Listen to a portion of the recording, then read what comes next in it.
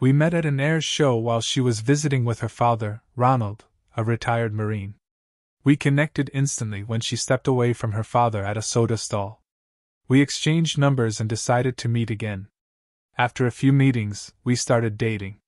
3 years later, I proposed and she said yes. I remember the first time I met her father. He was involved in the first land operations during Operation Desert Storm and many other military operations worldwide, some of which he preferred never to discuss. Since his retirement, his mental health had deteriorated. He suffers from PTSD and other mental issues. Despite this, he maintained a disciplined life, waking up on time, exercising daily, and taking his medicines. However, he often woke up screaming at night. He has a gun collection, but the family keeps them locked up, allowing him access only under supervision. There were nights when he woke up and behaved as if he were on a mission. Rebecca and I got married, and her father walked her down the aisle, dressed in his uniform with all his medals. It was then that I realized how much he loved his job and was proud of his heritage, despite his mental condition. Rebecca was his only daughter, and he was her only family. Since he needed supervision, we decided that he would stay with us. My parents had passed away a few years earlier, and in a way, I was looking for a father figure in my life. Rebecca joined a local marketing firm and I worked at a tech firm. We moved into Rebecca's father's home after marriage and decided to pay the bills in lieu of rent. Her father was very happy with this arrangement. He just needed company. He loved telling his war stories and how his friends were some of the best men ever. My evening routine was to come home, have a beer with the old man, and listen to his stories. I realized he was genuinely happy spending time with me, and his condition seemed to improve. I never saw him wake up screaming at night as I had been told he used to.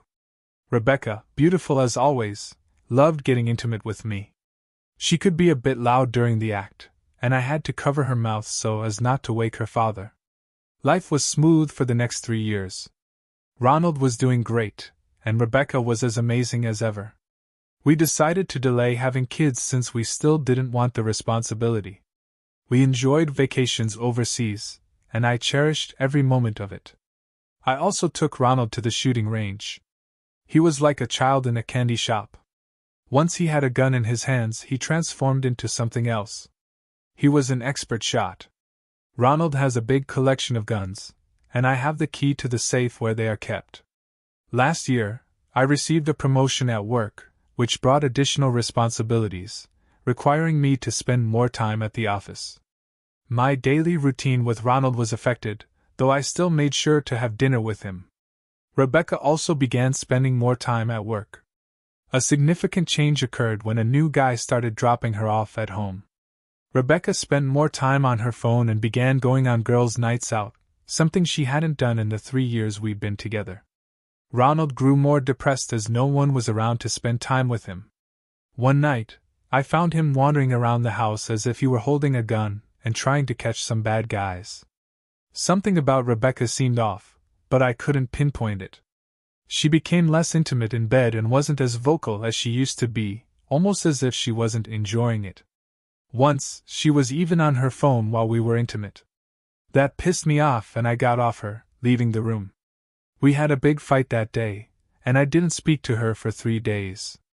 Ronald noticed and asked what was going on. I was embarrassed but shared my concerns with him. He advised me not to overlook the signs and to check thoroughly. Taking his advice to heart, I decided to check on Rebecca. That night, after she fell asleep, I went through her phone. There was nothing, so I installed spyware and mapped it to my laptop. It didn't take long. The very next night, I saw her texting with a guy. The texts were sexual, and it was clear she was already sleeping with him.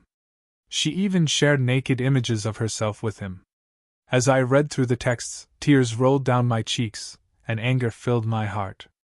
I had done everything she asked, and this was how she repaid me. The texts revealed they planned to get intimate the next day when I was supposed to be out on an official trip. I had already informed Rebecca about it. I was livid. I debated whether to confront her immediately or catch them red-handed. While I was thinking, I noticed Rebecca started deleting the texts. Now I understood why I hadn't found anything earlier. I went to sleep on the couch that night and didn't return to our bed. In the middle of the night, I saw Ronald standing near me. He put a blanket over me and walked away. The next morning, Rebecca had already left for the office. I had breakfast with Ronald, who asked why I slept on the couch. I told him I might leave soon. He looked at me and asked, "Is Rebecca cheating on you?" I was shocked and looked at him in disbelief. He explained that he spent a long time hunting bad men and could recognize one when he saw them. He noticed Rebecca had stopped looking him in the eyes and tried to avoid him for the past few weeks. He said he hadn't told me earlier because I might not have believed him, so he advised me to find out for myself. Then, he added that he had stopped taking his medicines. I asked why. He simply said he didn't need them anymore. I then told him what I had discovered, showing him the images and texts. He sat there silently, tears rolling down his eyes. He looked at me and said he wouldn't hold anything against me if I left or divorced his daughter. I told him I planned to catch his daughter and her affair partner red-handed. Ronald advised against it, saying there was nothing to gain from it, and requested I leave the issue alone. I respected him deeply, not just for his service to the country, but because he was a father figure to me. I told him I would move out and file for divorce. He agreed, and I packed my bags and left that same day. In the evening, Rebecca called me twice, but I didn't answer. She started texting, but I ignored her messages. She had no clue where I was or why I had left. She still thought I had left for my trip. If only she had spoken to her father. The next morning, I received a call from the police station, asking me to come over. I was scared and went there immediately. What they told me was shocking. Ronald had shot a man inside our house the previous night. The cops said the guy was alive but in critical condition. He added that the man was naked, and so was my wife, Rebecca. The officer explained that it seemed Ronald mistook the guy for someone trying to assault his daughter, and shot him while trying to save her. He said I could post Ronald's bail if I wanted to. I bailed him out and took him home. When we arrived, Ronald asked me to come in for a drink. I asked where Rebecca was. He said she was with her affair partner in the hospital. I asked what had happened. He explained that since he stopped taking his meds, he couldn't sleep at night, and it was the same last night. The guy dropped Rebecca off and stayed over, and they were having sex in the kitchen. As usual, Rebecca was loud. Ronald got up, saw them in the kitchen, grabbed his gun, and shot the guy. I asked how he got to his guns. He replied that he always had the keys and let us believe we were in control of his actions. I told him what he did was illegal and that he could have killed the guy. Ronald said he was just a demented old man who got his hands on a gun and saved his daughter. I asked him what would have happened if the guy had died. He said he shot him in the thigh, and the bullet went straight out and lodged in the kitchen table. The bullet talks to me, he said. I tell it where to hit, whether to kill or just injure. At that moment, I felt cold, like I was talking to a stone-cold assassin. He then offered me another beer and asked me to relax.